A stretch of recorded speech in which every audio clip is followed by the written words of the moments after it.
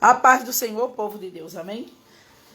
Queria desejar a paz do Senhor para todos. Estamos aqui mais uma vez numa live, onde Deus tem uma promessa, uma palavra na minha e na tua vida, amém? Porque esse Deus é um Deus fiel.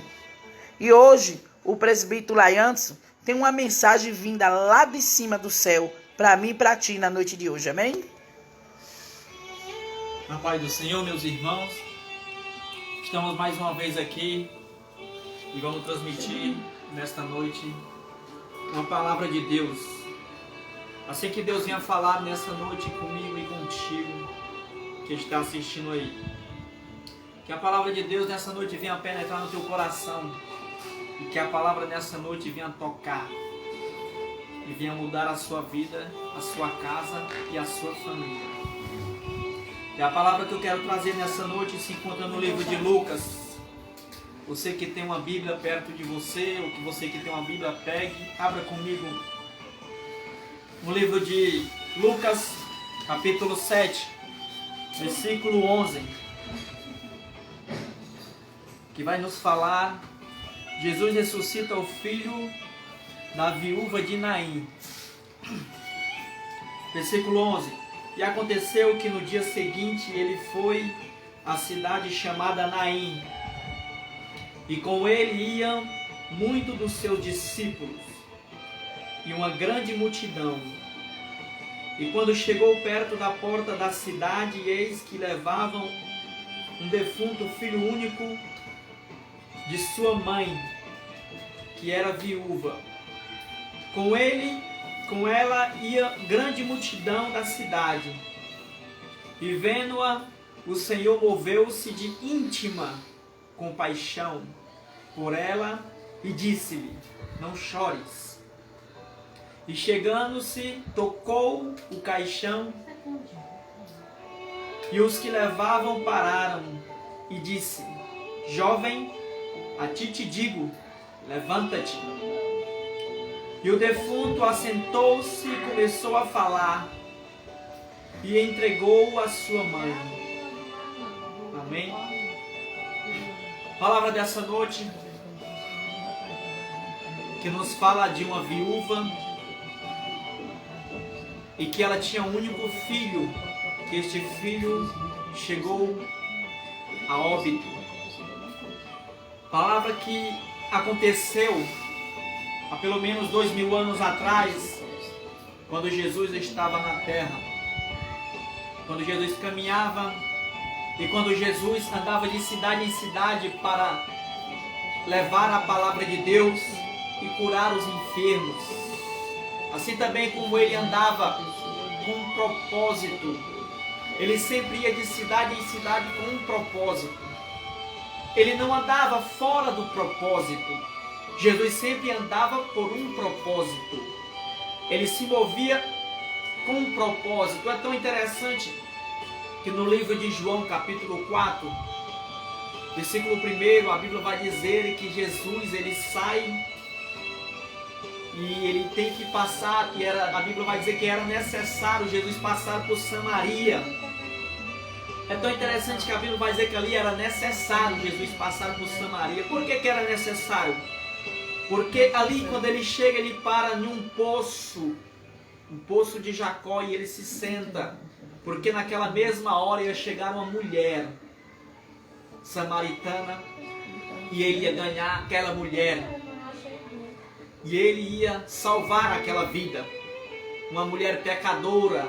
Mas o interessante é que, por ela ser pecadora, quando ela conheceu Jesus e quando ela viu Jesus, ela simplesmente aceitou, se libertou do pecado e confessou Jesus. E o interessante é que na mesma hora que ela sai da presença de Jesus, ela começa a fazer um alvoroço dentro da cidade, pregando a palavra, pregando o que Jesus fez na vida dela. Ou seja, a palavra diz que foi necessário Jesus passar por ali para salvar aquela mulher. E o interessante é que através dele salvar ela pregou, e todos daquela cidade começaram a acreditar e também foram até Jesus e começaram a acreditar em Jesus. Tudo por isso, porque Jesus, a palavra diz que era necessário ele passar por Samaria. E a Bíblia diz que ele estava andando e ele começa e chega, no capítulo 7, como nós lemos, que ele chega a uma cidade chamada Naim. E a Bíblia diz que ele não tinha nem entrado ainda. Mas quando ele chega na porta, a Bíblia diz que ia sair um enterro, um funeral. E a Bíblia vai dizer que aquela mulher era uma viúva que havia naquela cidade. E além dela ser viúva, ela tinha um filho, e era o único filho que ela tinha. E ela estava fazendo o enterro do seu único filho. E ela estava fazendo o enterro. E ali a Bíblia vai dizer que Jesus ele ia chegando naquela cidade. Jesus ele ia entrar naquela cidade. O interessante é que você começa a analisar a palavra. E o interessante é que aquela mulher saía com um propósito. Ou seja, saiu com um destino daquela cidade para enterrar o seu filho. Quando a Bíblia fala de filho, fala de promessa. Porque filho é uma promessa de Deus. Era vergonhoso para uma mulher não ter filho, ser estéril. Ser histérica e não ter filho. Mas agora era mais vergonhoso ainda uma mulher ser viúva e o seu único filho morrer. O que ia sobrar para aquela mulher? Não ia sobrar nada. Porque ela havia perdido o marido. E além de perder o marido, estava perdendo a sua promessa, o seu único filho. Ou seja, aquela mulher não tinha mais esperança de vida. Ela se lastimava, ela chorava e ali ela ia caminhando ao lado daquele caixão, ao lado do filho dentro daquele caixão, com a cova preparada que estava esperando aquela criança, aquele menino. Mas só que Jesus ele estava em outra cidade, Genezaré, e ali ele se move até Naim, com um propósito, porque ele bem sabia o que estava acontecendo naquela cidade. Quando fomos estudar a respeito dessa cidade, Naim, não tem relatos, só aparece mesmo em Lucas capítulo 7. Uma cidade totalmente esquecida, pequena, mas que estava havendo um grande alvoroço, um sofrimento grande, porque uma mulher, um filho único de uma viúva, morreu. E ela estava se lastimando porque não tinha marido. E a sua única esperança, que era o seu filho, crescer. E ela ver o seu fruto ainda se multiplicar. Só que ela não estava vendo isso, ela estava vendo o fim da sua geração. O fim do seu fruto. O fim da sua promessa. Ela estava vendo ali dentro daquele caixão. Mas só que Jesus ainda estava andando. E antes que ela venha enterrar o filho, a Bíblia diz que Jesus chega na porta da cidade. Aleluia, Jesus! Jesus ele chega naquela cidade esquecida. Eita Deus, aleluias! Eu não sei como é que você está. Você pode estar até num canto esquecido, em um lugar esquecido. Mas só que Jesus, ele pode estar fazendo grande mover em qualquer lugar, mas aleluia, ele não esqueceu onde você está. Glória a Deus! Ele não esqueceu o que está passando na tua casa, na tua vida. Você não é esquecido para Jesus. Você não é esquecida para Jesus. Jesus ele está movendo, ele está se movendo ao seu respeito. E antes que você enterre a sua promessa, e antes que você enterre a promessa que Deus fez na sua vida, antes que você enterre os seus sonhos, Jesus ele chega. Antes que você enterre, antes que o diabo diga que tudo vai acabar, que você ali, a esperança vai acabar para você, antes que você se mate, antes que a doença te consuma, Jesus ele vai chegar na porta e ele vai parar este enterro, este funeral. E o interessante é que a Bíblia diz que Jesus ele vinha com uma grande multidão. E com a multidão vinha também o seu discípulo. O interessante é que vinha uma grande multidão. Mas só que da grande multidão tem muitas pessoas só querendo um milagre, querendo só olhar o que Jesus ia fazer.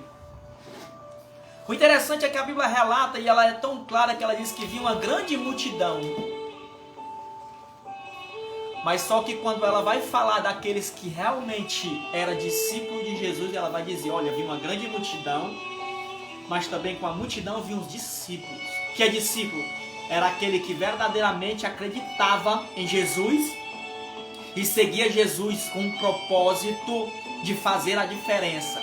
Por que que a Bíblia ela vai simplesmente definir a respeito e separar discípulo de multidão? Por que que ela separa isso? Porque é totalmente diferente a respeito da multidão e é totalmente diferente a respeito do discípulo. Por quê? Porque tem muita pessoa seguindo Jesus que só está no meio da multidão, não está entre os discípulos de Jesus. O que é multidão? Multidão é aquelas pessoas que só quer ver o milagre, só quer receber o milagre, só quer que Jesus faça algo por ela, mas não quer ser discípulo de Jesus. Não quer simplesmente mudar de vida, só quer estar no meio da multidão. Tem muita multidão dentro da igreja, mas poucos são os discípulos dentro da igreja de Jesus. Porque o discípulo é aquele que faz a vontade de Jesus. Discípulo é aquele que verdadeiramente acredita e aceitou Jesus e quer simplesmente seguir. Porque seguidor é aquele que anda conforme diz a palavra de Deus. E o interessante é que ia uma grande multidão com Jesus. E do outro lado vinha um enterro e também uma grande multidão. Ou seja, havia uma grande multidão do desespero, da angústia, da depressão, da opressão. E havia uma grande multidão da vida.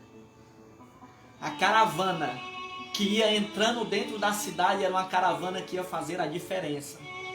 Ou seja, tem muita gente que anda com Jesus, mas não faz a diferença. Mas aquela caravana vinha para fazer a diferença. E o seu líder principal, Jesus, vinha na frente. Ele vinha simplesmente guiando os seus discípulos. Ele vinha ensinando e ele vinha pregando. E todos aprendiam com Jesus. E o interessante é que a respeito ele chega até aquela mulher. E ele olha para ela e vê seu filho dentro daquele caixão, vê uma multidão se lastimando, o clamor era tão grande. E a Bíblia vai dizer que ele olha para aquela mulher e a Bíblia diz que ele se move de íntima compaixão. Compaixão íntima. Sabe o que é interessante? Que só Deus, só Jesus, ele consegue se mover de íntima compaixão. Sabe o que quer dizer íntima compaixão? Que ele vai lá no profundo e sente a dor. Ele vai lá onde ninguém pode ir. Muitos podem olhar para você e se comover com a situação, mas não pode sentir o que você está sentindo. Mas só que a palavra vai dizer que ele se move de íntima compaixão. Quer dizer que ele foi no íntimo daquela mulher e sentiu a dor que ela estava sentindo. Íntima compaixão, ele sentiu a dor. Ele vai e se move de íntima compaixão. Ele vai lá no coração daquela mulher e ele consegue contemplar a dor que ela está sentindo. Muitos podem olhar para você e ver o seu choro, ver a sua luta, a sua peleja, mas nenhum consegue imaginar o que você está passando. Consegue ver, mas não consegue sentir. Mas Jesus, ele consegue sentir, porque só ele se move de íntima compaixão com a nossa vida. Só ele consegue ver o que nós estamos passando. Mas só que o interessante é que ele se move de íntima compaixão com aquela mulher. Ele consegue olhar a dor que ela está sentindo. E o interessante é que ele olha para ela e vê ela chorando. E ele não quer ver aquela mulher chorando. E ele vai olhar para ela e dizer, olha, não chores. Por algum momento aquela mulher podia olhar para ele, por que não chorar? Eu sou viúva, não tenho como sobreviver, não tenho mais alegria, não tenho marido, porque uma viúva era até totalmente desamparada. Era uma vergonha a viuvez. Se o marido daquela mulher não tivesse um irmão que pudesse suprir, como diz o Velho Testamento, que o irmão teria que assumir o papel de cunhado e ficar com a viúva. Mas só que o interessante é que aquela mulher não tinha nem cunhado. E o mais interessante e o pior de tudo é que aquela mulher perde o filho, perde a descendência, perde tudo que ela tinha. E depois de perder tudo, ali ela se move de grande tristeza. Mas só que Jesus chega e começa a contemplar a dor daquela mulher, começa a sentir a dor que ela sente, começa a se comover, se move com o sofrimento. Eu quero te dizer nessa noite que Jesus se move com o sofrimento de cada um de nós. Ele se move. E a Bíblia vai dizer que ele chega para ela e diz: não chore. Aquela mulher podia simplesmente dizer: por que não chorar? É meu filho, é o único, não tenho mais ninguém. Mas só que a Bíblia vai dizer que ele simplesmente ele tocou o esquife, ou seja, tocou o caixão. E a Bíblia diz que na mesma hora que ele toca, os que iam levando parou. Sabe o que é interessante aqui? Aqueles que iam levando o caixão, quando Jesus falou, eles não deram nem atenção. Porque tem muita gente que quer enterrar logo. Tem muita gente que quer ver ao sofrimento. Tem muita gente, ou seja, só quem pode parar aquele enterro era Jesus. E o interessante é que através do toque, Jesus tocou. E na mesma hora que ele toca, a Bíblia vai dizer que os homens que iam levando o caixão parou. Parou o enterro. Parou. Ei, eu quero te dizer nessa noite que o toque de Jesus, ele pode parar esse sofrimento. O toque de Jesus pode parar o que você está passando. O interessante é que a Bíblia vai nos relatar em Mateus. A Bíblia vai dizer que chegam os leprosos até Jesus, um leproso, e vai dizer: Senhor, se quiseres, pode purificar-me. A Bíblia vai dizer que ele tocou, e ele vai dizer: quero, fica limpo. Ou seja, Jesus tocou e aquele homem simplesmente ficou limpo. O toque de Jesus purificou aquele homem. A Bíblia vai dizer também de um cego e gago. A Bíblia vai dizer que Jesus tocou no ouvido e tocou com a saliva na língua daquele homem foi curado. O toque de Jesus curou aquele homem. A Bíblia vai dizer também que Jesus chega à casa de Pedro e a sogra de Pedro está acamada. E a Bíblia vai dizer que Jesus chega até a sogra de Pedro, toca nela e levanta ela. E ela simplesmente ali foi curada. E eu quero te dizer nessa noite que Jesus quer te tocar hoje. Jesus quer tocar na tua vida hoje. Quando Jesus tocar, a tua vida não será mais a mesma. Ei, esse sofrimento só pode parar quando Jesus chegar e tocar. E Jesus quer tocar na tua vida nessa noite. Jesus quer mover nessa noite de íntima compaixão com a sua vida. Ele quer te dizer que Ele vê e Ele contempla. E Ele diz: não chores. Crê somente. Creia que Jesus pode mudar a sua vida nessa noite. Crê que Jesus pode tocar nessa sua dor. Crê que Jesus pode curar esse sofrimento que você está passando. Eu creio, Deus, em nome de Jesus. Crê que Jesus pode curar essa enfermidade. Eita, Deus, eu creio. Crê que Jesus pode parar. Eu creio, meu Pai. Tem muitos que querem levar e enterrar logo, mas só que quando Jesus chega e toca, para tudo. Em nome de Jesus, eu creio, Jesus, aleluia. O interessante, glória a Jesus, eu creio, meu Pai. É que ele estava se lastimando e o enterro ia. E os que iam levando não iam parar. Ou seja, quando Jesus chegou, eles não deram nem atenção. Eles iam levar um caixão. O propósito deles era levar o caixão e colocar dentro da cova. Mas só que Jesus tocou. E a Bíblia diz que quando Jesus toca, os que iam levando, eita Deus, parou. Porque quando Jesus chega e toca, tudo aquilo que estava incomodando a tua vida para.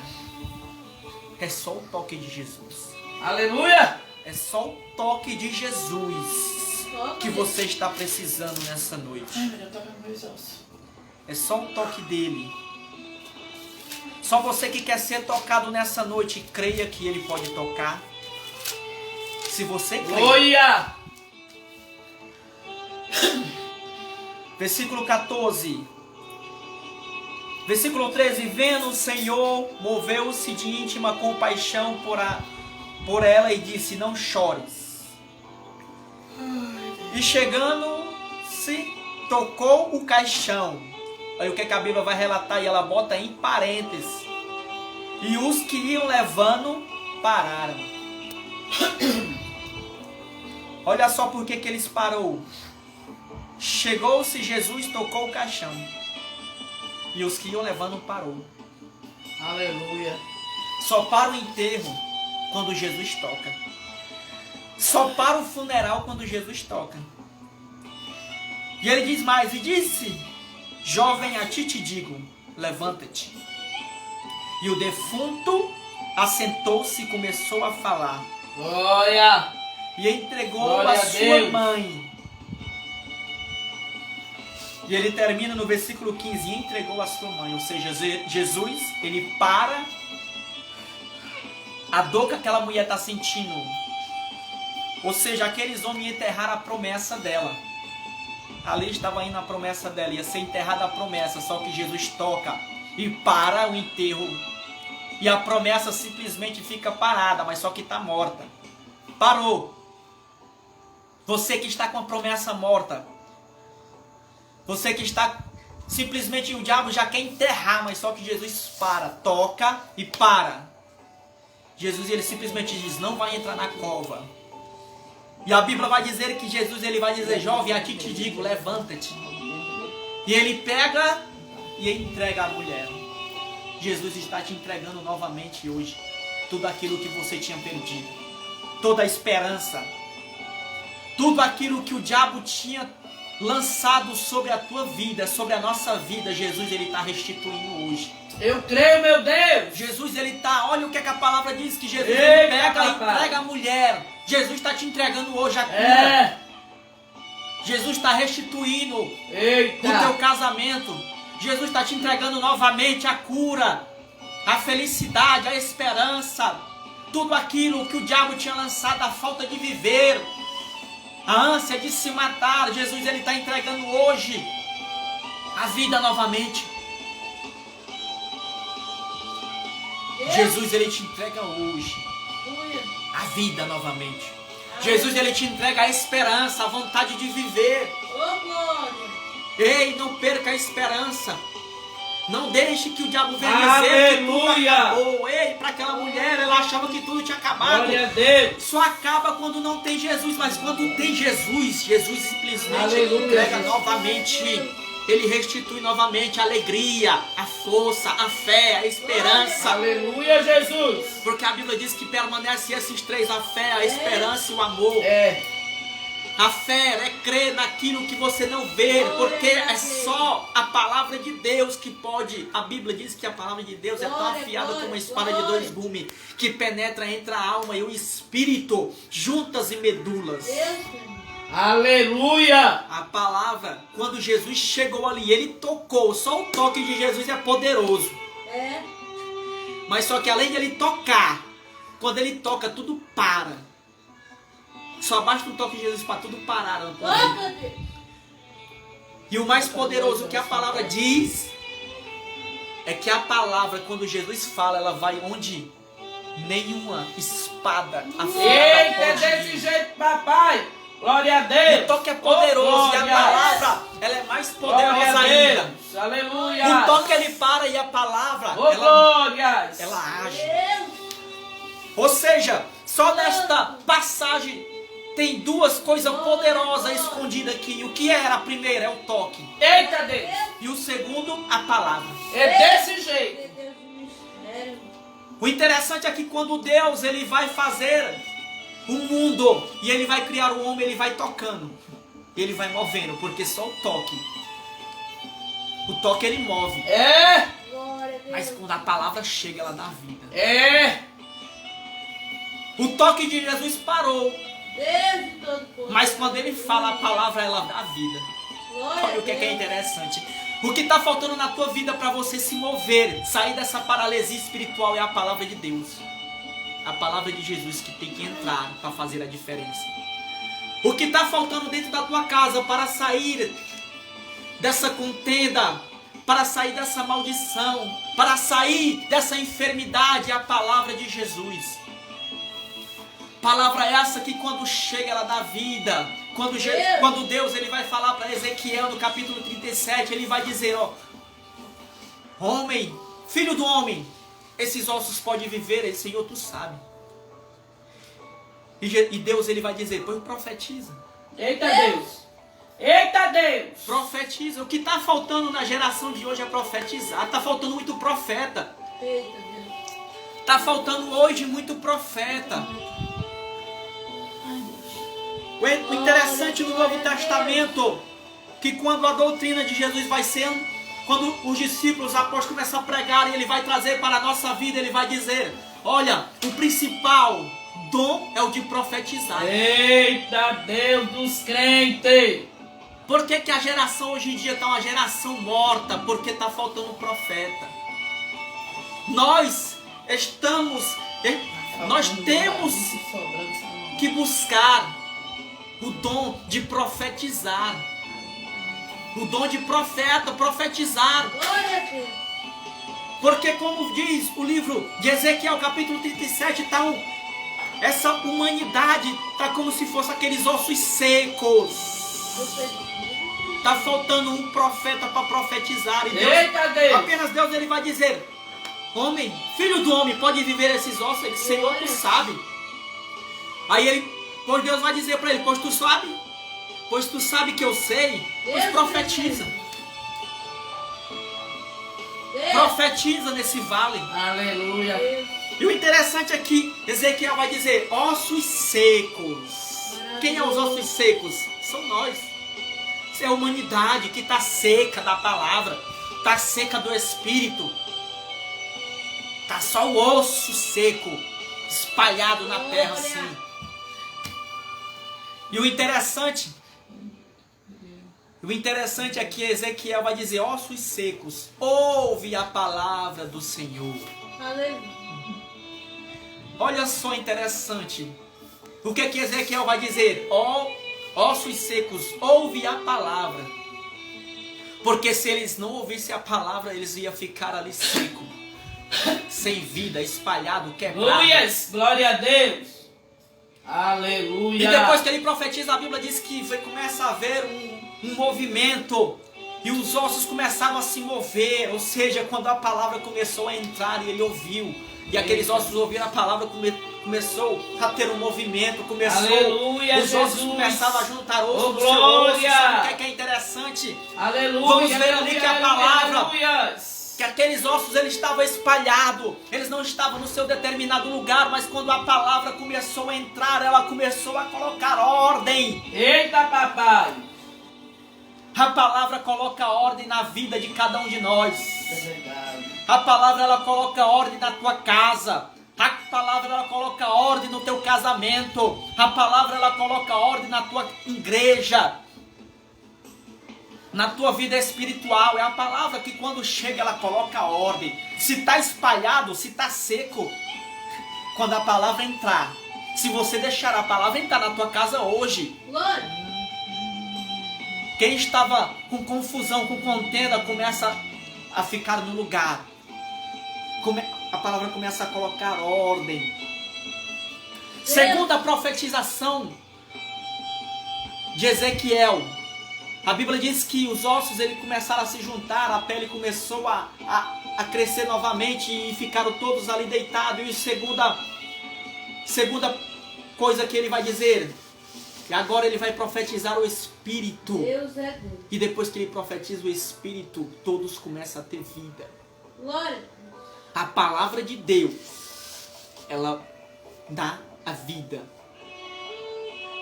Glória. E o Espírito ele fortalece. Aleluia, Deus. É tão interessante que faz uma junção Glória. em Ezequiel 37. A junção que a palavra chega, ela coloca ordem. Glória, glória. Começa. E por último, o Espírito que ele levanta. Deus. A palavra e o Espírito Santo de Deus. Assim como esse menino estava sem vida, Mas quando Jesus profetizou e ele falou, a ti te digo, levanta, simplesmente a palavra entrou e aquele menino sentou e começou a falar. É tão interessante que João capítulo 11, a Bíblia vai nos falar de Lázaro. Lázaro estava morto há 4 dias. 4 dias morto, com o corpo estourado, podre, em decomposição, mas só que a Bíblia vai dizer que Jesus estava lá do lado de fora e ele manda tirar a pedra. Quando eles tiraram a pedra, Jesus não precisou nem entrar lá. Jesus só falou lá do lado de fora: Lázaro, sai para fora. A palavra simplesmente ela entrou, penetrou, entrou dentro daquele túmulo e ela começou a lhe dar vida novamente a Lázaro. E ele saiu andando com vida novamente. Eu quero te dizer nessa noite, a palavra de Deus está aqui. E é o que está faltando na tua vida para causar a ordem, para dar vida. Não deixe o diabo enterrar a tua esperança e o teu sonho. Essa mulher achou que tinha perdido tudo. Aleluia! Mas não sabia ela que Jesus estava Santo é indo teu ao nome, seu meu encontro. Pai, tu é poderoso. Não sabia ela que Jesus estava indo ao encontro dela. Jesus não desampara uma viúva. Jesus não desampara nem eu e nem você. E simplesmente ele foi até aquela cidade, Naim, uma cidade esquecida, a uma viúva esquecida, que estava ali, e enterraram a sua esperança, a sua promessa, o seu sonho, e enterrar.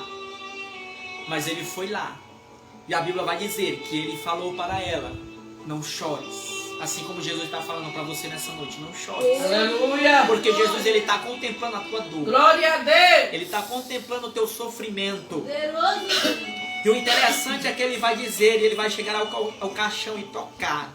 Ele vai tocar na tua vida hoje. Aleluia! E quando ele tocar, ele vai falar. E Glória quando a ele Deus. falar, vai acontecer um milagre. Aleluia! Se você crê, recebe nessa noite.